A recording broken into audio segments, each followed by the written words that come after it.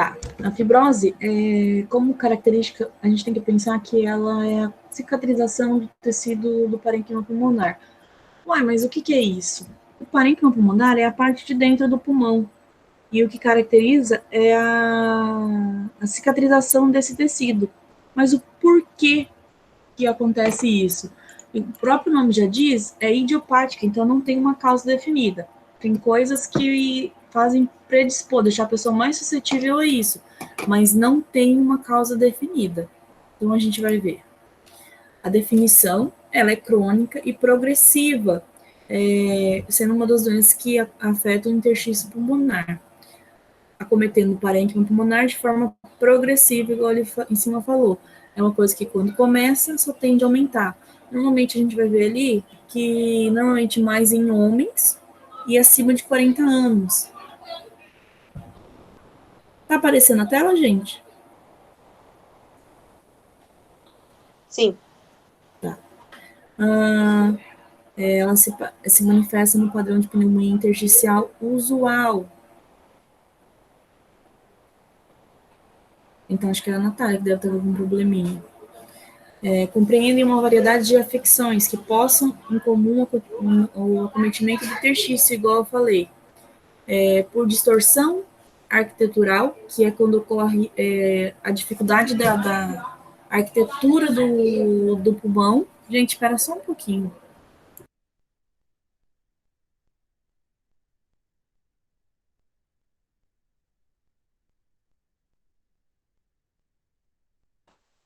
Quando ocorre a distorção que está ali, arquitetural, que é quando a arquitetura, que a gente pode dizer assim, do pulmão, ela fica comprometida.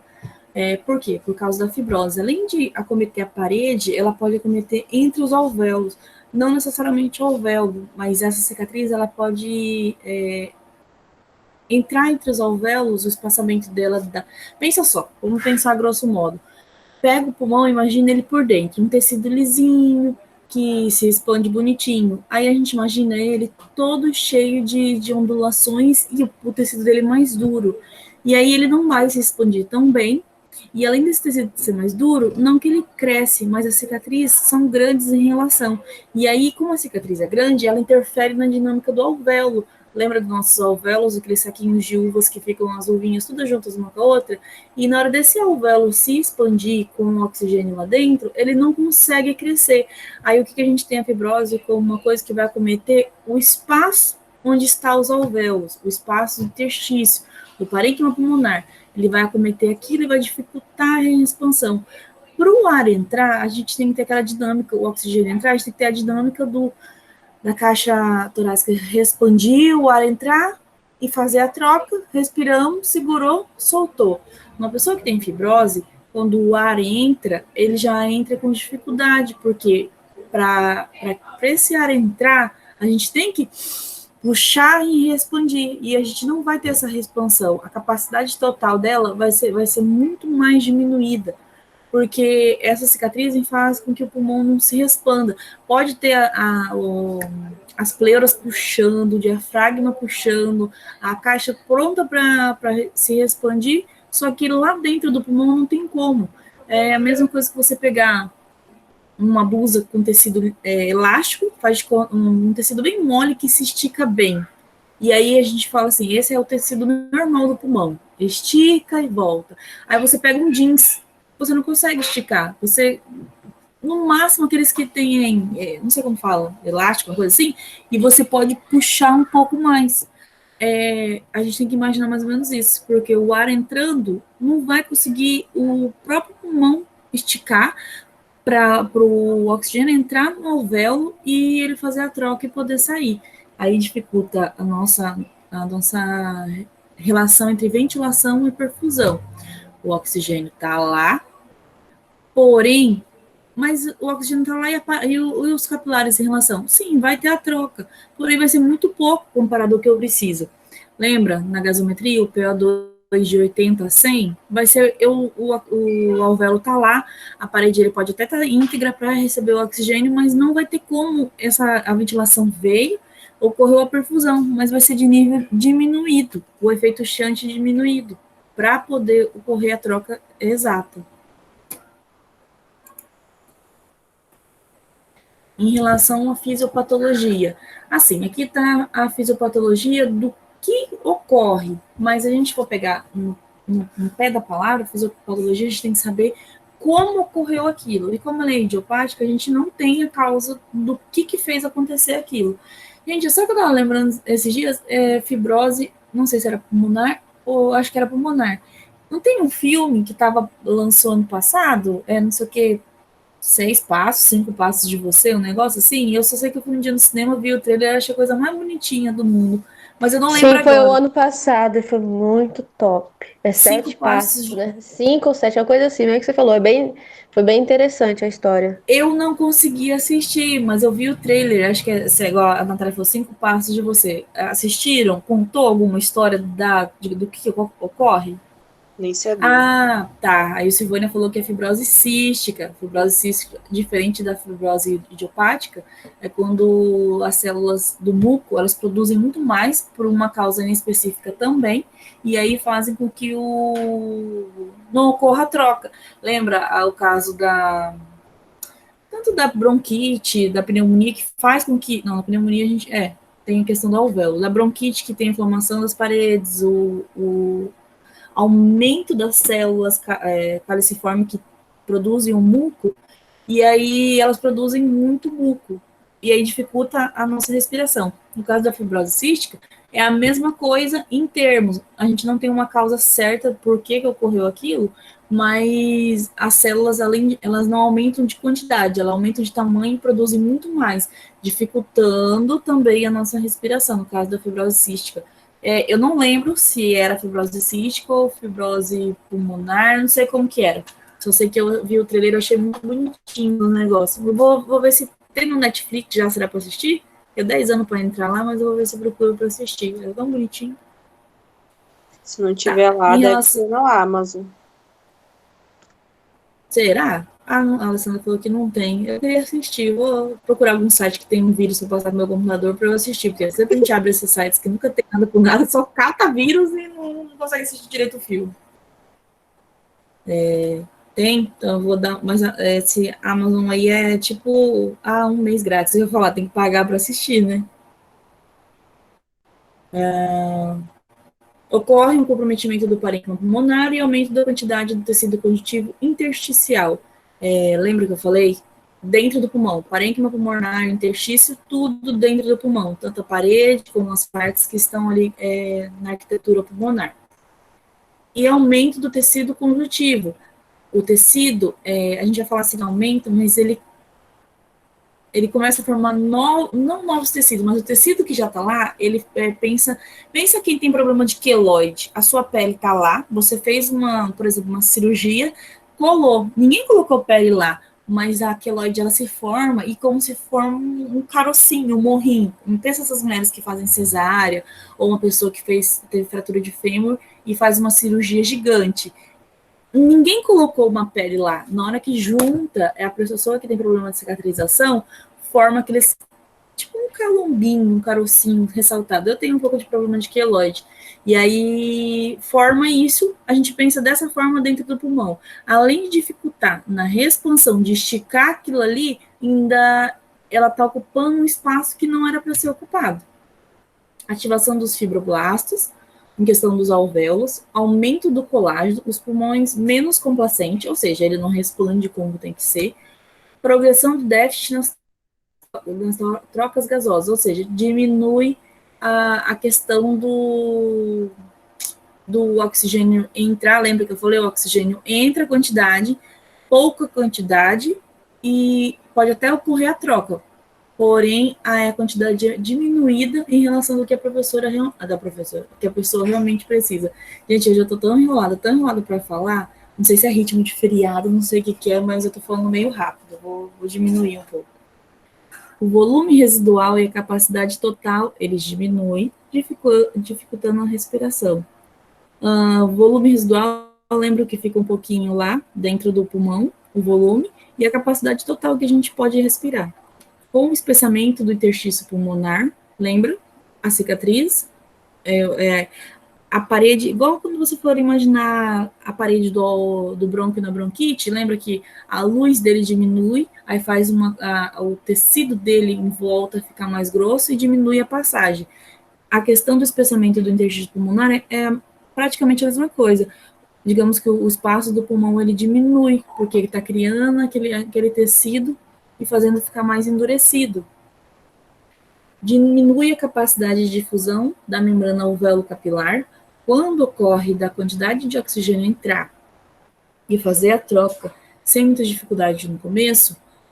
A gente pode dizer que no meio, mais para frente, numa questão mais grave, diminui a difusão da membrana alvéolo-capilar, ou seja, o alvéolo que está lá próximo o capilar que está envolvendo o alvéolo, está lá para passar o CO2 para o alvéolo e pegar o O2. Porém, com o aumento da quantidade de tecido conjuntivo em volta, atrapalhando, ou ele pode comprimir o capilar, ou ele pode dificultar a expansão do alvéolo. Faz com que pode chegar o oxigênio, mas pode ele não entrar para dentro do capilar, ou vice-versa. O CO2 pode estar no capilar e ele não vai conseguir fazer a troca com o oxigênio. Diminui o nível de oxigenação arterial, que a gente pode ver na gasometria, comprometendo a capacidade do paciente em executar exercícios. Então, você com o paciente com fibrose, você tem que ter toda uma dinâmica com ele. Por quê? Porque ele vai cansar mais rápido, ele vai, questão de fadigar, ele vai ficar desanimado em questão de como fazer esse exercício.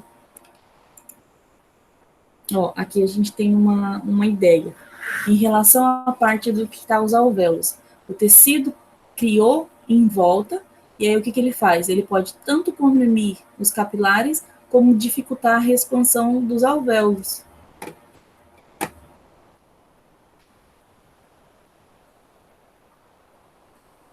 Como que a gente pode encontrar esse paciente no quadro clínico dele?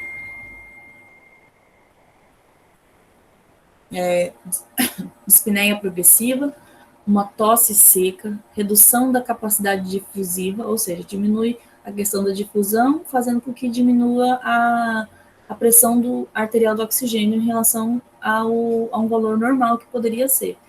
Hipoxemia em repouso ou durante o exercício, ou seja, hipoxemia, diminuição, se a gente tem uma redução da capacidade de difusão do paciente, a gente vai ter uma queda do oxigênio, tanto em repouso, que já é complicado, imagina fazendo exercício. A ausculta pulmonar com estertores crepitantes, lembra a questão esses estertores crepitantes, quem nunca escutou, você pegar mulher que tem cabelo longo, colocar perto do seu cabelo e esfregar o cabelo. É mais ou menos isso, você pegar, não um pouquinho, mas um chumacinho grande e esfregar um cabelo no outro, você escuta mais ou menos esse barulho de forma um pouco mais aguda quando você for escutar um paciente. E o baqueteamento digital, lembra aquele dedinho redondinho, parecendo um cabecinha de tartaruga? Complicações secundárias, hipertensão pulmonar, distúrbio do sono, doenças cardiovasculares, como angina, TVP e doenças coronarianas e câncer de pulmão. Você pensou? Você já está difícil você respirar com a cicatrização do parênquima pulmonar e ainda rolar um câncer de pulmão ali, aí lascou o Goiás, né? Tá, diagnóstico é feito através o médico faz através da espirometria, uma avaliação da função pulmonar, um raio-x de tórax, infiltrado difuso, o que vem em segundo plano a questão. Aqui na ordem, o raio-x de tórax ele não pode ser tão usado como para fazer o diagnóstico. É mais para ver a questão de como está a questão de secretivo, como está a questão do brônquio, porque um raio-x de fibrose não se dá para ver tão bem. Eu já vi mas você olha assim, tem um espessamento da parede? Tem, mas não é uma coisa que você se apegue tanto àquilo, você já vem com raio-x em segundo plano, é tipo uma reconfirmação do que o médico pode estar pensando. Uma tomografia computadorizada, quando o diagnóstico não é confirmado pelos exames, realiza uma biópsia pulmonar para ter a confirmação do diagnóstico. E é importante avaliar o comportamento do paciente durante o exercício. O que pode ser de grande valia, o teste de caminhada de 6 minutos. O paciente, pensa só, ele já está com dificuldade de respirar parado. Fez um teste de caminhada de 6 minutos, tá para morrer. Não consegue respirar, não consegue expandir os músculos, tudo precisa de uma irrigação de sangue muito maior, da questão da oxigenação do corpo inteiro, e aí o cara não tá conseguindo mandar o ar para dentro. Chegando o tanto que entra lá dentro, já tem dificuldade capilar e alvéolo. Então aí dá para já perceber, o médico vai saber diagnosticar a partir disso, que tem toda uma dinâmica. A questão da imagem da tomo, a questão da espirometria, a questão da avaliação clínica, para ver como que ele está. Tratamento. Em questão do medicamentoso, ele impede a multiplicação das células que causam a fibrose, ou seja, a cicatrização. Gente, uma vez foi um paciente na UTI, ele tomava o remédio durante um bom tempo. Aqui, ó, atrasa a progressão dos sintomas da doença, reduzindo o seu avanço em até 50%.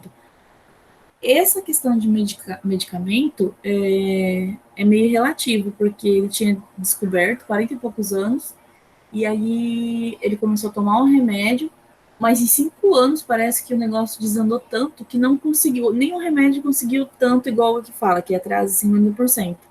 Aí acabou que acho que em questão de um mês, saiu, voltou, teve que ser entubado e acabou vindo a óbito, porque em 5 anos, a descoberta da doença até o óbito dele é uma coisa muito rápida, quer dizer que para ele não valeu tanto a questão do medicamento, mas também tem que ver a questão se ele realmente utilizava certo medicamento, porque às vezes a gente tem pacientes que vão para a UTI, ele está com a diabetes descompensada, vê se isso é causa para ir para a UTI. As pessoas pensam, gente, a diabetes, ela comete muita coisa, a dinâmica de tudo, a questão do pâncreas, a questão de insulina, a gente precisa de tudo isso para ter um funcionamento de tudo do nosso corpo.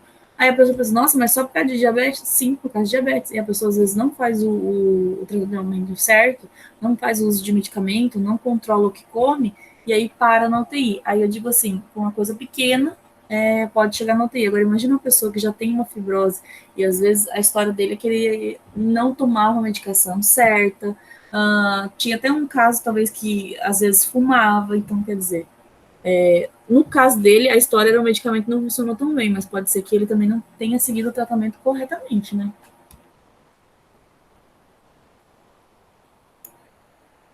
O objetivo da fisioterapia, retardar a evolução da fibrose. Muito forte a gente falar que a gente consegue retardar a evolução. O que a gente pode fazer é ajudar melhorar a qualidade de vida do paciente durante isso, porque o medicamento, ele faz o maior efeito do paciente para não evoluir os sintomas. A fisioterapia vem acompanhando o paciente em relação a melhorar a qualidade de vida naquele momento dele, porque é uma doença progressiva. Tem tratamento? Tem tratamento, mas ela é progressiva, não tem como diminuir, como se fosse um carro em alta velocidade, aquele carro de Paraná a Porto Velho, aquele carro vai chegar, porém ele vai parando devagarzinho, vai parando em Ouro Preto, Jaru, Ariquemes, e o fisioterapeuta é o cara do posto, que vai parando, tentando ajudar, arrumando um pneu, colocando gasolina, e vai aos pouquinhos, mas ela é progressiva, não tem como parar. Aí o fisioterapeuta também pode ajudar o quê? Um ganho de força muscular, aumentar a capacidade física, melhorar o quadro respiratório e, igual eu falei, promover a qualidade de vida do paciente. Pacientes com fibrose, eles são muito arredios para fazer tratamento de fisioterapia, porque cansam rápido. E outra, vocês quando forem atender, eu já atendi um que foi a domicílio.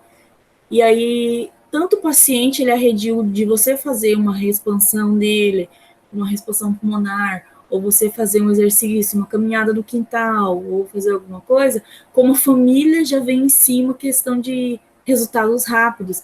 E fibrose é realmente uma patologia que você não consegue ter resultado tão rápido. E aí, o que você faz? Faz reexpansão, vamos caminhar, vamos fazer exercício, vamos fazer isso aqui. acaba que a pessoa ela fica mais cansada. Ah, mas então não tem como fazer? Não, é o efeito que vai ter que fazer. Ela vai ficar cansada, mas você tem que respeitar o limite dela. Por exemplo, um quintal grande, a pessoa, vamos caminhar, seu José. Respira, segura, solta, devagarzinho, vamos bem devagarzinho, dá devagarzinho, para ele saber o que é o exercício, para ele saber como vai ser feito. Mas acaba que daí a pessoa, ela cansa muito rápido, ela às vezes pode ficar, igual apresenta lá, dispneco, uma falta de ar, e aí o paciente ele dá uma desanimada, porque normalmente é um processo bem cansativo para o paciente, e a família também, às vezes, cobra a questão de ter uma resposta mais rápida no tratamento. Né? Fala, Ana, mostrou a carinha bonitinha aí.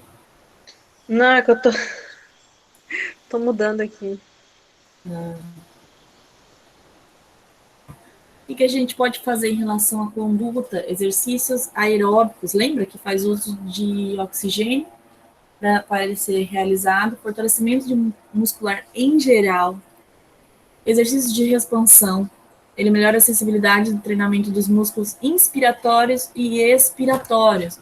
Puxa o ar, solta, segura, segura, segura, segura, solta. O CPAP, a pressão contínua de vias aéreas. O BIPAP, que é o CPAP em 2 fases. E esse RPPI, que quase raramente é pressão positiva intermitente, que a gente quase não usa. Eu quase não uso, as pessoas podem fazer uso. Auxiliam na respiração e expansão dos pulmões. Técnicas de higienização brônquica, se houver catarro, que às vezes é mais difícil.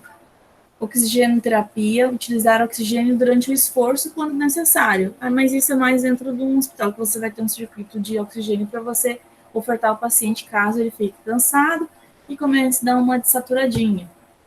Educação e orientação, para a gente fazer o quê? Prevenção, exercício e melhorar o estilo de vida. Ah, ele tem, igual eu falei, o tiozinho lá que estava lá na UTI. Primeira coisa que ele falou para mim, com o DPO-6 exacerbado, ele chegou e falou para mim que amanhã, quando ele sair, ele vai fumar. Não, amanhã eu vou fumar. Mas se eu fulano, já tá ruim. Não, igual eu falei, ele falou que o pai dele viveu até os 105 anos fumando e não sei o que, e não precisa ver mais que isso, não. E então ele vai fumar. Então a gente tem que ter uma questão da orientação do nosso paciente, o que pode e o que não pode ser feito, né?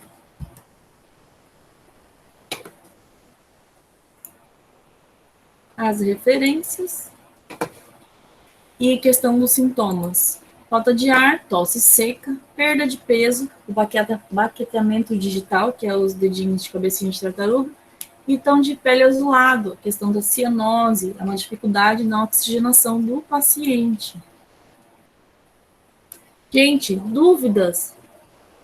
Essa patologia, em termos, ela é mais fácil, porque vocês veem, não tem uma dinâmica tão forte a questão da fisiopatologia dela, de como ocorre, porque já que o próprio nome diz idiopática, não tem como a gente explicar. Não, a célula vai lá e faz isso e assim e assado. Não tem um quê para dizer, nossa, foi por isso que desenvolveu. Tem uma predisposição, pessoas que fumam, pessoas que possam ter já DPOC, ter água e ir para isso. Não é certo de evoluir para isso, mas já está melhor, mais propenso a isso. Alguma dúvida?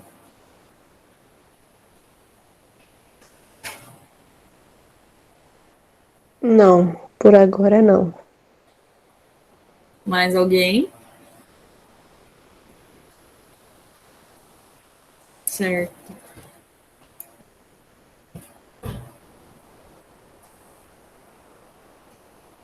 Como não confundir essa patologia com outra? A questão, assim, a primeiro impacto, deixa eu voltar aqui, a questão da avaliação clínica do paciente, cadê? Dispneia, tosse seca, redução da capacidade difusiva. Realmente, a gente pode ver como enfisema pulmonar, mas daí tem a questão dos exames, lembra? Que vai fazer um atomo, na tomo dá para ver as camadas exatamente, vai ver o espessamento, porque se a pessoa apresenta tudo isso, ela tem que procurar um médico para saber o que vai ser feito. E aí, fazendo uma tomo, vendo a questão da parede do pulmão, que está, vamos assim dizer, a grosso modo, mais grossa, tá tendo uma dificuldade da troca, de primeira, se aparecesse com todo esse quadro clínico, a gente poderia pensar em enfisema sim. Mas daí vem de contrapartida. O senhor fuma? Não, não fumo.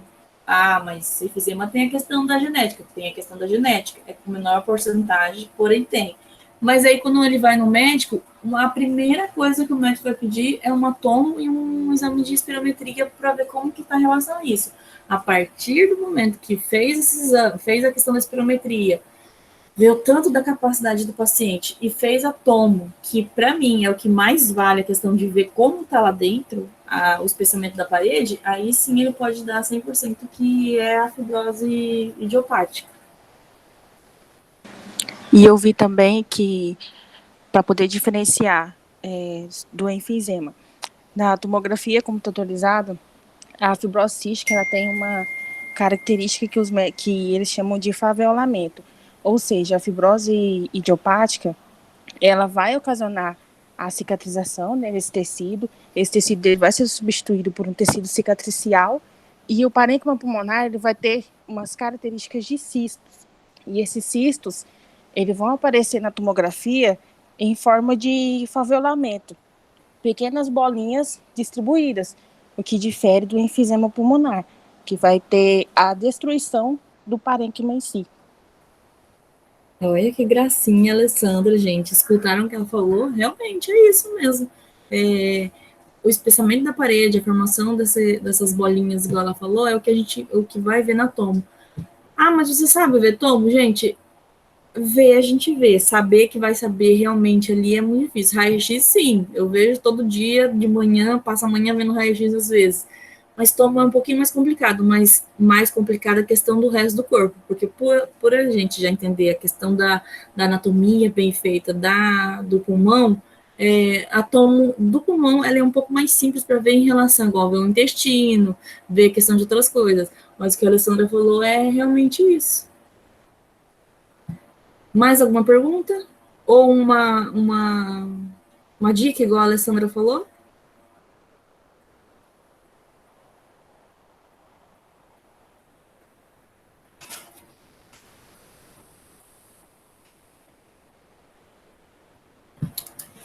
Gente, então é isso. Quem quiser já está liberado. Eu falei que fibrose é uma patologia simples, que pelo fato da fisiopatologia dela não ser conhecida pelo nome, é fibrose idiopática. Por isso que é mais simples de estar estudando ela.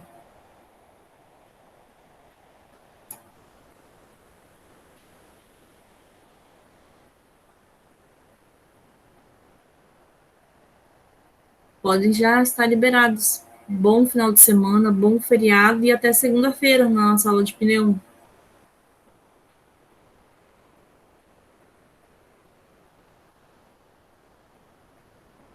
Obrigada e bom final de semana para todos. Que Deus abençoe todos nós. Que dê força para nós passar por essa etapa do coronavírus. Que todos vocês fiquem em casa, com saúde e bom descanso. Tchau. Verdade. Gente, alguém tem notícia da Ana? É a Ana, né, que sofreu um acidente, não é? A Ana, ela tá em observação ainda. O esposo dela disse que ia fazer visita às 4 horas. Ela tá em Cacoal ainda. Ela tá na UTI de lá? Eu não perguntei, mas eu acho que sim, porque ela deu um sangramento, parece, na cabeça. Aí ele disse que ela estava em observação. Mas eu acho que é na UTI, sim. Nossa, deve ter dado sangramento devido à pancada, ele deve estar dando medicamento para ver se dissolve o sangue, né, o coágulo. Ei, mas foi acidente de moto? Foi. Ela tava. Não, ela morava aqui em Ouro Preto e ela trabalhava aqui, né? Trabalha aqui ainda. Aí ela foi morar no Vale e ela já tinha vindo na parte da manhã aqui em Ouro Preto, aí ela voltou para o Vale e estava vindo de novo para fazer plantão no trabalho dela. E aí eu acho que ela caiu, não sei o que aconteceu, acho que batida não foi, eu acho que ela caiu sozinha mesmo. Nossa. Não, mas vai dar tudo certo. Deus vai abençoar que vai dar tudo certo pra ela. Vai absorver logo isso daí e ela vai voltar ao normal. Amém. Tomara, né? Deu tudo certo mesmo. Verdade. E, Fábio, qualquer coisa, se tu souber a notícia dela, você põe no grupo pra gente ficar sabendo. Se tem mais contato Aham. com ela. Eu vou falar com o Eric, o marido dela, depois do horário de visita, pra ver. Aí eu aviso vocês. Tá certo, então, gente. Tchauzinho, bom feriado e bom fim de semana. Amanhã eu vou estar postando o conteúdo de todas as matérias minhas, tá? Mulher, Tá respira, ok. mulher. Não, gente, eu tenho que adiantar as coisas, porque tá ficando muito Tá corrido. parecendo a Denise. Denise não Não. pode ter alguém de boa que tá lá, ó. Não, eu tenho que tentar meu lado youtuber, lembra? Eu tenho que postar, ajustar a questão dos vídeos, gente, tá? A dificuldade do mundo. Conversa com a Joyce. A Joyce é manjada dos Paranauê. Então, vou tentar lá. Se eu não conseguir, eu entro em contato com a Joyce. Tchauzinho pra vocês.